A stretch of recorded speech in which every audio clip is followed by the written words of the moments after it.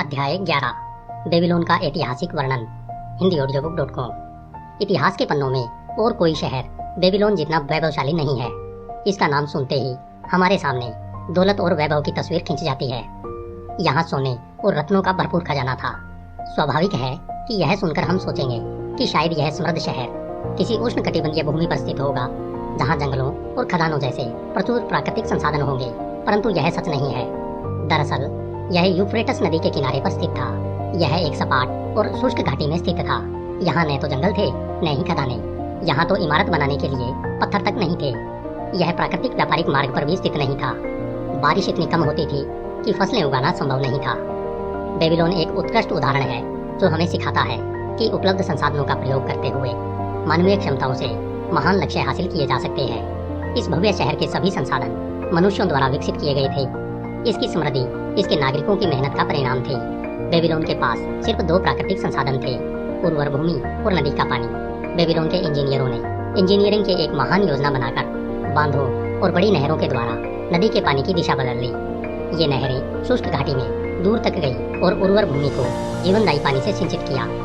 यह इतिहास में इंजीनियरिंग के सबसे पहले कारनामों में से एक था। इस सिंचाई तंत्र के परिणाम स्वरूप अभूतपूर्व और जबरदस्त फसल पैदा होने लगी।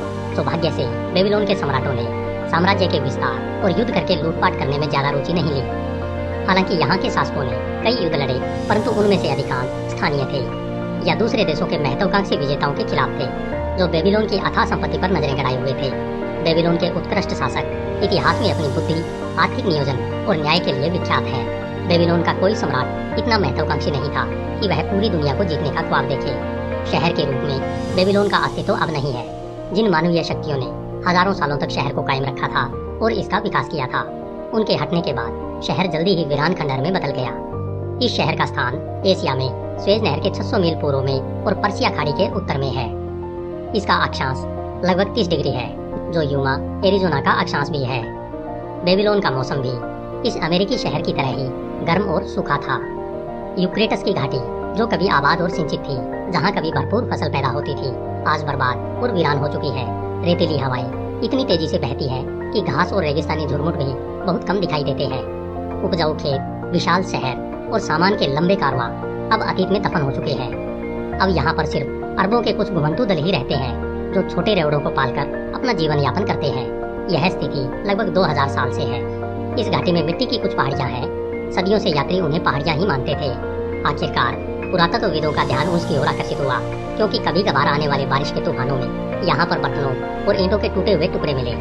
यूरोपीय और अमेरिकी संग्रहालयों ने इस अभियान के लिए धन दिया। इन पहाड़ियों पर खुदाई का काम इस आशा से शुरू हुआ कि शायद यहाँ पर कुछ मिल जाए। खुदाई करने से जल्दी ही यह साबित हो गया कि ये दरअसल पहाड़ियाँ नहीं, बल्कि प्राचीन शहर थे। उन्हें शहरों के मकबरे भी कहा जा सकता है। बेबीलोन भी इनमें से एक था। लगभग 20 सदियों तक हवाओं ने इस पर रेगिस्तानी धूल डाली थी। यह मूलतः ईंट का बना था, परंतु यह मिट्टी में मिल चुका था। बेबीलोन का अमीर शहर आज इस हाल में है। यह मिट्टी के ढेर में बदल चुका है। जब तक इसकी सड़कों, मंदिरों और महलों के खंडहरों पर से सदियों की धूल नहीं हटाई गई, तब तक किसी को भी इसका नाम मालूम नहीं था। कई वैज्ञानिक मानते हैं कि बेबीलोन और इस घाटी के अन्य शहरों की सभ्यता दुनिया की सबसे पुरानी सभ्यता है, जिसका निश्चित उल्लेख मिलता है। यह साबित किया जा चुका है कि यह सभ्यता लगभग 8000 साल पुरानी हो सकती है। इस तिथि के निर्धारण के पीछे भी एक रोचक तथ्य है। बेबीलोन के अवशेषों में सूर्य ग्रहण का एक वर्णन मिला। आधुनिक खगोलविदों ने तत्काल उस समय की गणना कर ली जब इस तरह का सूर्य ग्रहण बेबीलोन में दिखा होगा। इस तरह उन्होंने बेबीलोन के कैलेंडर तथा आधुनिक कैलेंडर में एक संबंध स्थापित कर लिया। इस तरह से अब यह साबित हो चुका है कि 8000 साल पहले बेबीलोन में रहने वाले सुमेरवासी दीवारों से घिरे शहरों में रहते थे। हम सिर्फ अनुमान ही लगा सकते हैं कि इससे पहले इन शहरों का अस्तित्व कितनी सदियों से रहा होगा। रक्षा करने वाली दीवारों के भीतर रहने वाले ये लोग बर्बर नहीं थे। ये शिक्षित और बुद्धिमान थे। लिखित इतिहास के अनुसार वे दुनिया के पहले इंजीनियर, पहले खगोलविद, पहले गणितज्ञ, पहले फाइनेंसर और लिपि का प्रयोग करने वाले लोग थे। सिंचाई तंत्र का उल्लेख पहले ही किया जा चुका है, जिसने शुष्क घाटी को कृषि के स्वर्ग में बदल दिया था। इन नहरों के अवशेष अब भी मिलते हैं, हालांकि उनका ज्यादातर हिस्सा मिट्टी से भरा है। कुछ का आकार तो इतना बड़ा है कि अगर उनमें पानी न हो तो 1 दर्जन घोड़े एक साथ दौड़ सकते हैं। आकार में वे कोलोराडो और यूटा की सबसे बड़ी नहरों से भी ज्यादा बड़े हैं। घाटी की भूमि को सिंचित करने के अलावा बेबीलोन के इंजीनियरों ने एक और बड़ी योजना पूरी की। एक वृहद ड्रेनेज सिस्टम द्वारा उन्होंने यूफ्रेटस और टिग्रिस नदियों के मुहानों की दलदली जमीन के एक बड़े टुकड़े का पानी निकालकर उसे कृषि के उपयोग में ले लिया। यूनानी यात्री और इतिहासकार हेरोडोटस ने बेबीलोन की यात्रा उस समय की जब यहाँ की सभ्यता शिखर पर थी। हेरोडोटस ऐसे इकलौती बाहरी व्यक्ति है जिनके द्वारा लिखा गया बेबीलोन का वर्णन उपलब्ध है। उन्होंने शहर का चित्रात्मक वर्णन किया है और नागरिकों की असामान्य परंपराओं का उल्लेख भी किया है। उन्होंने यहाँ की भूमि की उल्लेखनीय उपजाऊ क्षमता का उल्लेख किया है और इसके द्वारा उत्पन्न गेहूं तथा जौ की प्रचुर फसल का भी। बेबीलोन का वैभव धुंधला पड़ चुका है, परंतु इसका ज्ञान अब भी सुरक्षित है। इसके लिए हम इसके रिकॉर्ड रखने के तरीके के आभारी हैं। उस प्राचीन युग में कागज का आविष्कार नहीं हुआ था। इसके बजाय वे गीली मिट्टी पर लिखते थे। पूरा लिख लेने के बाद मिट्टी को आग में पकाया जाता था ताकि वह सख्त हो जाए। आकार में ये मृदा पत्थर 6 बाई 8 इंच के लगभग होते थे। इनकी मोटाई 1 इंच होती थी। लिखने में इन मृदा पत्रों का उसी तरह से प्रयोग किया जाता था जिस तरह आज हम कागज का प्रयोग करते हैं। उन पर दंत कथाएं, कविताएं, इतिहास, राजाज्ञा, देश के कानून, जायदाद के दस्तावेज, प्रोमिसरी नोट और यहाँ तक कि पत्र भी लिखे जाते थे जिन्हें संदेशवाहक दूसरे शहरों तक पहुँचाते थे। इन मृदा पत्रों से हमें इन लोगों के अंतरंग और व्यक्तिगत मामलों की जानकारी मिलती है। उदाहरण के लिए एक मृदा पत्र में एक दुकानदार का रिकॉर्ड मिलता है। इसमें यह उल्लेख है कि एक निश्चित तारीख को एक ग्राहक एक गाय लेकर आया और उसने बदले में उसके 7 बोरे गेहूं लिए, जिनमें से 3 बोरे वह उसी समय ले गया और बाकी 4 बोरे वह बाद में ले जाएगा। शहर के मलबे में सुरक्षित रूप से दफन लाखों मृदा पत्र पुरातत्वविदों को मिले। बेबीलोन का एक उल्लेखनीय आश्चर्य शहर के चारों तरफ की विशाल दीवारें थी। प्राचीन लोग उन्हें मिस्र के पिरामिडों की तरह ही दुनिया के 7 आश्चर्यों में से एक मानते थे। महारानी सेमिरेमिक्स को शहर की पहली दीवार बनाने का श्रेय दिया जाता है। आधुनिक खुदाई करने वालों को मूल दीवारों का कोई अवशेष नहीं मिला है। उनकी ऊंचाई के बारे में भी कोई जानकारी उपलब्ध नहीं है। शुरुआती लेखकों के वर्णन के आधार पर यह अनुमान लगाया जाता है कि इनकी ऊंचाई 50-60 फुट के बीच होगी, जिसमें बाहरी और जली हुई ईंटें थी और पानी की गहरी खंदक बनाकर सुरक्षा का अतिरिक्त प्रबंध किया गया था।